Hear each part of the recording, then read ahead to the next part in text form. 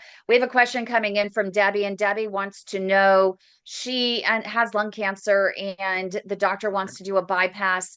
I don't know the details, but she's wondering if she should go and get another opinion to see if there's another doctor with a more minimally invasive option versus putting her body through a bypass having lung cancer.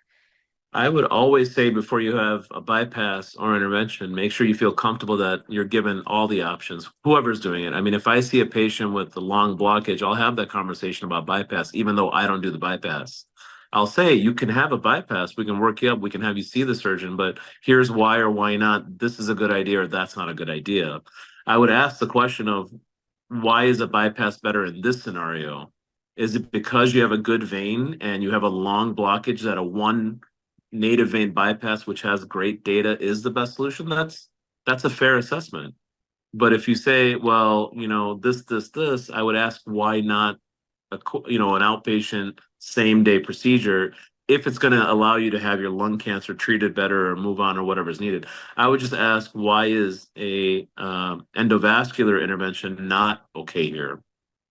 Because it And is a what is lot the more risk. Yeah.